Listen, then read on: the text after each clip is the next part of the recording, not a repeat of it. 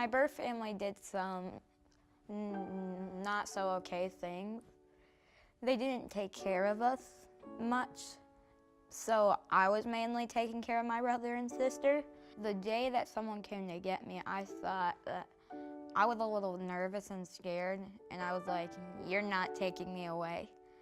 And I didn't know what to do, so I was just like waiting, and I was just like stunned. My brother and sister came with me, but then we did get split up. All my life I felt like that I had to be with them, but I just was a little nervous and scared because I was there like Daddy Bear watching over them, and they got broke apart. I was in 10 different foster families. The foster families were like, some basically weren't good to me because like they spanked me, some just put me in a corner. They weren't good to me also because they were like yelling at me and like did things that I don't even think I deserved, but going to home was pretty harsh. They were like, I felt like they were almost like kicking me out. When I left, I had a trash bag and put everything in too. Like I was basically garbage or trash being thrown away. Some were also good, some were happy, some were joyful, some I thought could have been forever, but I knew one person I would become their son. A son means that a family means that you're family forever no matter what.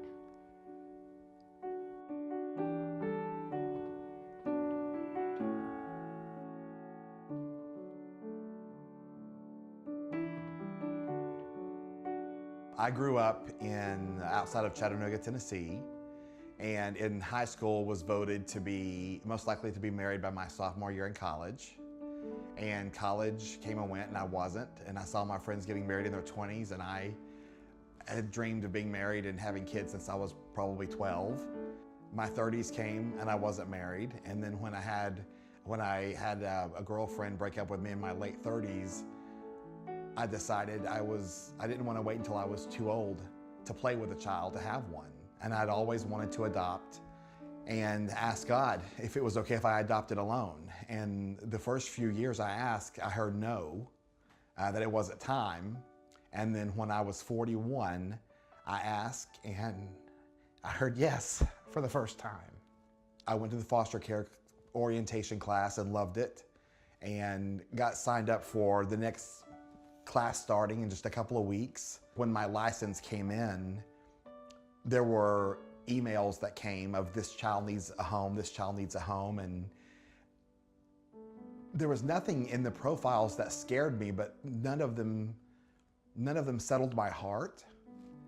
And then literally, I think it was maybe 10 or 11 days after I got my license, it was a Monday morning, and I got an email for a little boy that was 8. And there were a lot of behaviors in the profile that I think would have scared a lot of new parents. But I had a complete peace that this boy that I was reading about on this Monday morning was supposed to be my child. So I responded to my social worker, and she sent in my information, and I was rejected and told that the last couple of placements that this boy had been single dads, and they just didn't want to try it for a third time. They didn't think it would work. And in my heart, I knew he was mine. And I asked my social worker, can I write them a letter? Can I ask for this child again? And she said, you know, my 20-something years, I've never heard of that, but I'll deliver it. So I typed up an email about my plans for his life and what I would do for him. And I sent it off. And the very next morning, they called and said, come in for an interview. And at the end of the interview, his social worker was crying, and she looked at me, she said, no one's ever fought for this child in his entire life, and you're fighting for him without ever knowing him. So we're gonna give it a shot. From the day that I got the yes from God that I could go, It was 9 months until my son arrived.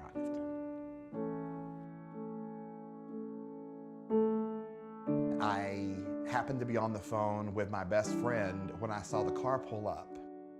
And this little boy, all dressed in red, popped out of the car, and I saw him starting to run towards the house. And I said on the phone, "He's here. I can't believe he's so little and so cute." And I swung the door open, and he walked in with 2 social workers. And she said, "You know, you two have something in common. You're both really good huggers." And I got down in front of him and I said, "Can I give you a hug?" He picked me up, and we were seeing who could hug each other better. And he picked me up, swung me around, and he hugged me so tight. And I'm like, "You win." And we were seeing who could hug each other more. And then he said, "No one's ever hugged me like that before." And I certainly knew at that moment he would never walk outside this house, that he was mine forever. So I remember that was the best moment of my life, because I remember when he flung open the door, and it was a great moment of my life. I'll never forget.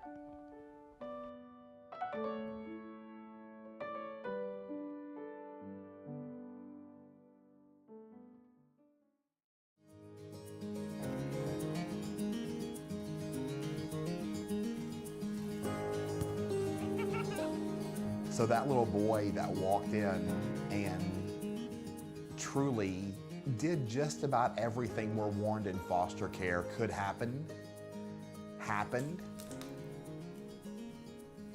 to the incredible child that sits before us today. It's mind-blowing.